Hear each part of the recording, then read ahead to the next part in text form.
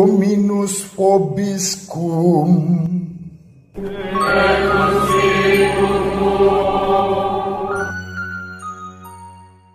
Sahabat peradaban kasih ekologis yang terkasih, selamat berjumpa dalam renungan harian bersama saya Romo Alois Budi Purnomo PR melalui channel ini. Semoga panjenengan selalu sehat, tetap semangat tanpa sambat, dan selalu bahagia. Kebahagiaan yang bersumber dari Tuhan Allah kita. Hari ini adalah pesta Santo Thomas Rasul. Selamat pesta kepada sahabat peradaban kasih ekologis yang terkasih yang bernama baptis Santo Thomas. Mari kita awali perjumpaan kita dengan bersatu di dalam doa. Kita menggunakan Mazmur tanggapan pada hari ini. Dalam nama Bapa dan Putra dan Roh Kudus. Amin. Pergilah ke seluruh dunia dan wartakanlah Injil. Pujilah Tuhan, hai segala bangsa, megahkanlah Dia, hai segala suku bangsa, sebab kasih-Nya hebat atas kita, dan kesetiaan Tuhan untuk selama-lamanya. Kemuliaan kepada Bapa dan Putra dan Roh Kudus, seperti pada permulaan, sekarang, selalu, dan sepanjang segala abad. Amin. Pergilah ke seluruh dunia dan wartakanlah Injil. Dalam nama Bapa dan Putra dan Roh Kudus. Amin. Sahabat peradaban kasih ekologis yang terkasih, mari kita baca Injil pada hari ini. Injil Yohanes bab 20 ayat 24 sampai 29. Pada hari Minggu Paskah, ketika Yesus menampakkan diri kepada murid-muridnya, Thomas, seorang dari ke-12 murid, yang juga disebut Didimus, tidak ada bersama-sama mereka. Maka kata murid-murid yang lain itu kepadanya, "Kami telah melihat Tuhan." Tetapi Thomas berkata kepada mereka, "Sebelum aku melihat bekas paku pada tangannya, dan sebelum aku mencucukkan jariku ke dalam bekas paku itu, dan mencucukkan tanganku ke dalam lambungnya, aku sama sekali tidak akan percaya."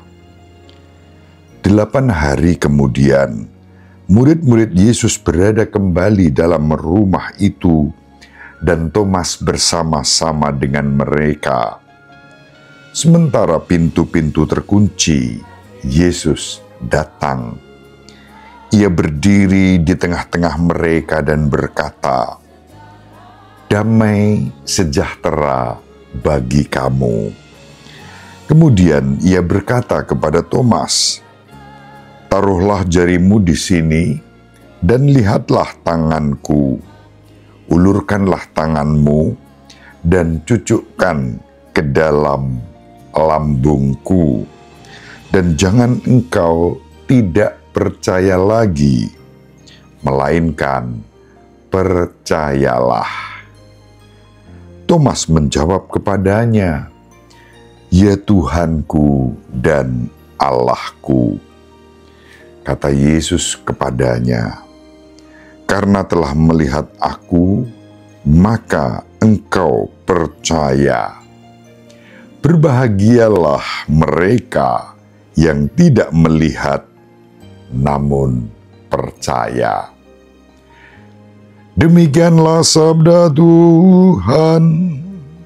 Terpujilah Kristus.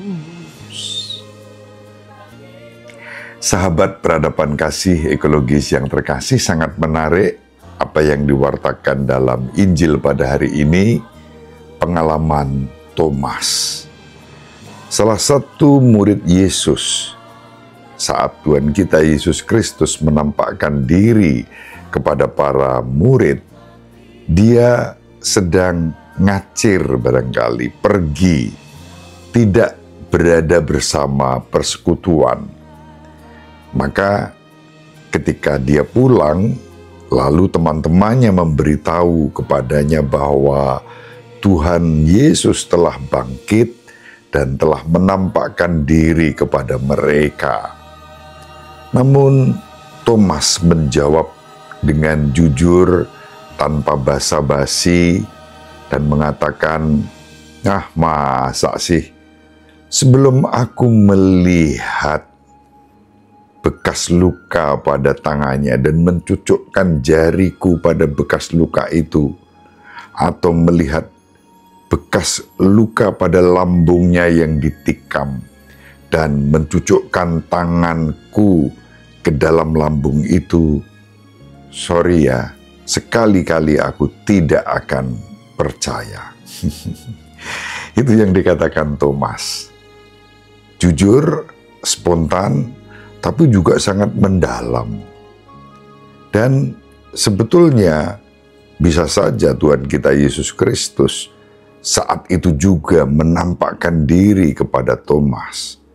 Tuhan menghendaki apapun dan terjadilah. Namun tampaknya bukan itu yang dikehendaki oleh Tuhan kita Yesus Kristus. Dikatakan dalam Injil tadi, 8 hari kemudian, nunggu 8 hari, Thomas berada dalam pergumulan antara percaya pada apa yang dikatakan teman-temannya dan kerinduan hatinya yang sebetulnya sungguh-sungguh mengimani bahwa Yesus Kristus adalah Tuhan dan Allah-Nya. Sahabat peradaban kasih ekologis yang terkasih, tampaknya di sini Tuhan kita Yesus Kristus membiarkan Thomas berada dalam pergumulan itu. Dia menunggu dengan rindu. Rindu.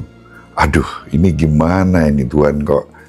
Yang dikatakan teman-teman ini sebetulnya sangat beralasan dan benarlah demikian.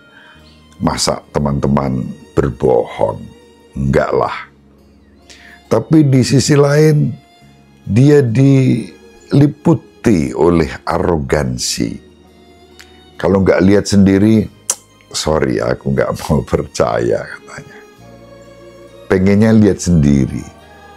Nah, pergumulan itu yang sebetulnya merupakan kerinduan. Menunggu dengan rindu dalam pergumulan atas kerinduan akan Tuhan. Itu pengalaman rohani yang sebetulnya sedang dialami oleh Santo Thomas. Dan yang menarik adalah ketika Tuhan sungguh menampakkan diri 8 hari kemudian, Thomas dengan iman yang sangat mendalam, tidak diucapkan oleh para murid lainnya, bahkan Yohanes sekalipun atau Petrus tidak. Justru dari mulut Thomaslah ada pengakuan iman yang mendalam. Ungkapan ya Tuhanku dan Allahku, itu ungkapan iman yang mendalam.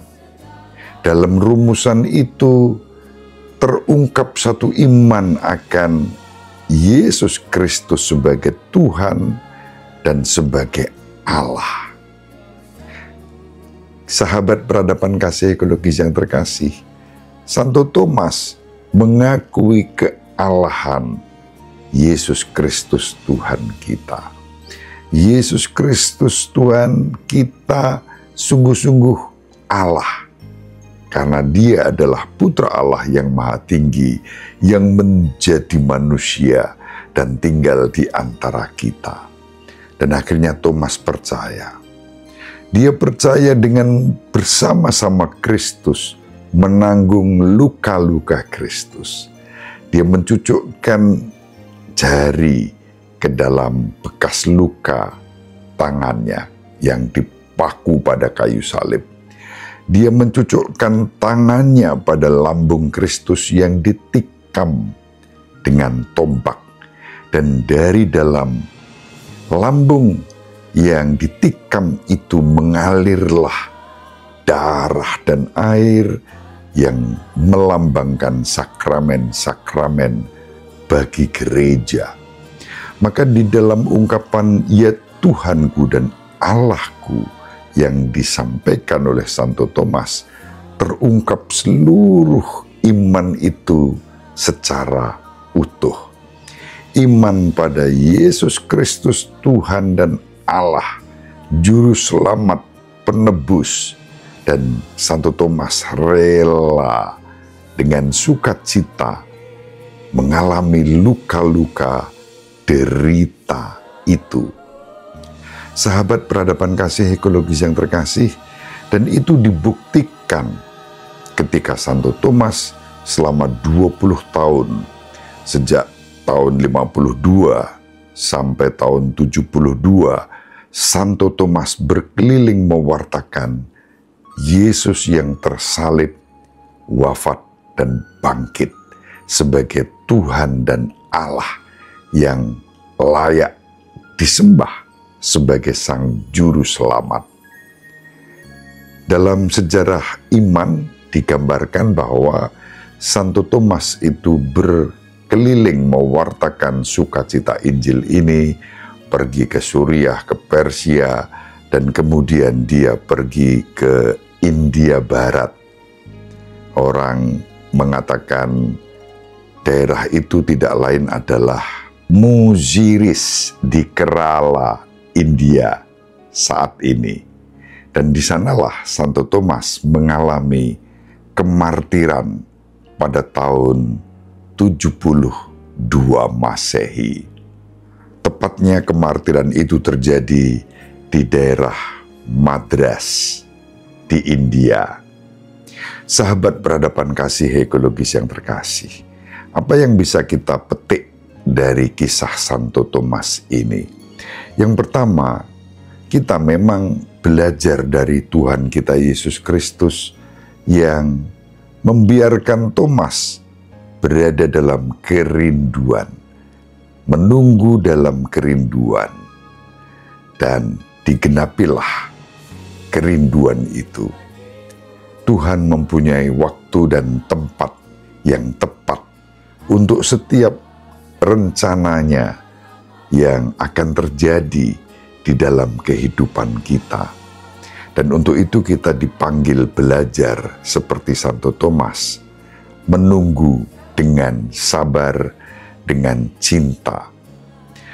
Tuhan kita Yesus Kristus sendiri juga dengan kesabaran, kelemah lembutan, dengan kasih, membiarkan Thomas menunggu, dan pada saatnya kemudian Tuhan menampakkan diri dan menerima pengakuan iman yang mendalam dari Santo Thomas.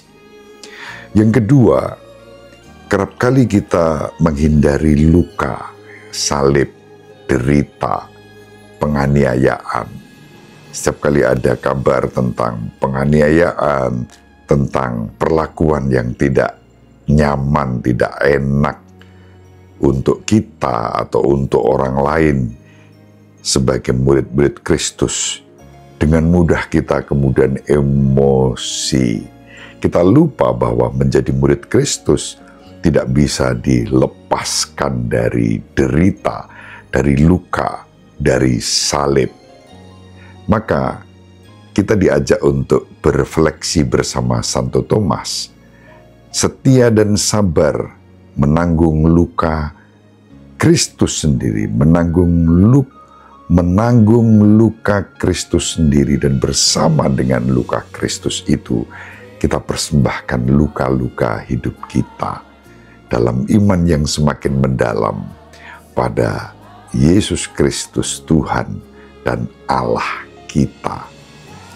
Mari kita saling mendoakan agar kita diberi rahmat untuk belajar dari Santo Thomas dan mempersembahkan seluruh luka-luka kita kepada Kristus, kita persatukan dengan luka-luka Kristus yang menyembuhkan.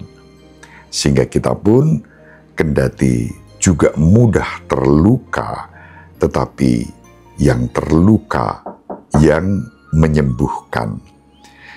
Semoga bermanfaat. Ibu Maria dan Bapak Yosef selalu mendoakan kita. Semoga sahabat peradaban kasih ekologis yang terkasih bersama seluruh anggota keluarga dimanapun berada dibimbing, dilindungi dan diberkati oleh Allah yang Maha Kuasa, Bapa dan Putra dan Roh Kudus. Amin. Terima kasih, salam sehat, tetap semangat tanpa sambat, selalu bahagia. Kebahagiaan yang bersumber dari Tuhan Allah kita. Salve Shalom. Salam sejahtera, berkah dalam.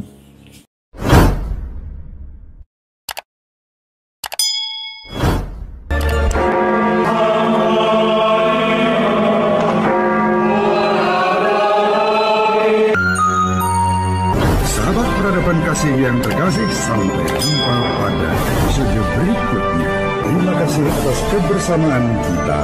Salam peradaban kasih ekologis. Berkah dalam.